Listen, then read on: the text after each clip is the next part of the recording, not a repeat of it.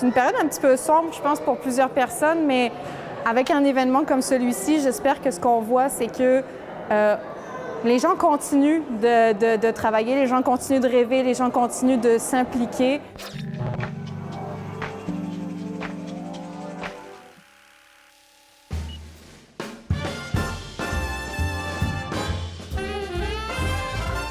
On se trouve à l'Écomusée du Fier-Monde. C'est un musée vraiment incroyable qui est vraiment centré sur l'histoire du quartier Centre-Sud. La CDC Centre-Sud, c'est le regroupement de 70 organismes communautaires du quartier Centre-Sud. Nous, ce qu'on fait, c'est qu'on les soutient dans leur travail pour qu'ils puissent réaliser leur mission et participer au développement socio-économique du quartier Centre-Sud. Aujourd'hui, on présente les actions collectives. Donc, nous, on participe à la coordination de ces actions collectives qui sont découlées du plan d'actions du quartier. On a le comité d'avenir du village, on a les chantiers de développement socio-économique, on a le laboratoire populaire d'intelligence collective. Entre 10h et 10h30, on a juste invité les gens à arriver, prendre le temps de s'imprégner des lieux, de pouvoir aller visiter les différentes expositions. S'en est suivi un spectacle de Cirque Orpis, qui est un organisme communautaire du quartier Centre-Sud qui fait du cirque social.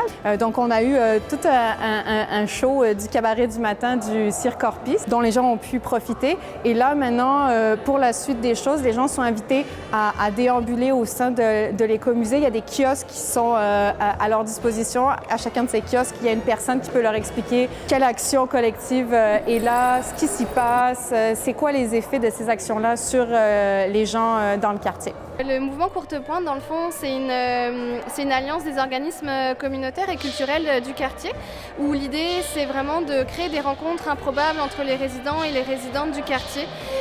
Quand on dit rencontres improbables, c'est vraiment que ce soit des jeunes de différentes situations qui se rencontrent, que ce soit des personnes plus aînées avec des personnes plus jeunes, mais aussi des personnes nouvellement arrivées dans le quartier avec des personnes où ça fait peut-être 40-60 ans qui vivent dans le quartier. Puis ces rencontres-là, elles vont avoir lieu en fait au sein d'activités artistiques ou culturelles comme du tricot social qui a lieu dans la rue. Ça peut être aussi au travers de théâtres citoyens, au travers d'activités de perlage et de tissage.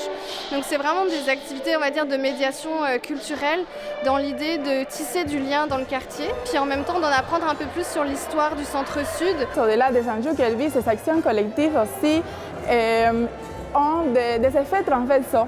Ces effets transversaux sont le développement du potentiel de la personne, sont la création et la consolidation des liens sociaux, puis aussi l'engagement social.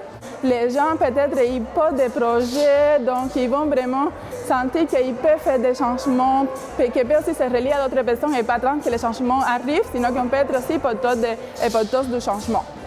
La soupe locale Centre-Sud, c'est une initiative pour amener justement les citoyens à faire des propositions de projets, des petits projets, mais des projets qui vont changer l'allure du voisinage, qui vont permettre de créer des liens aussi avec les voisins.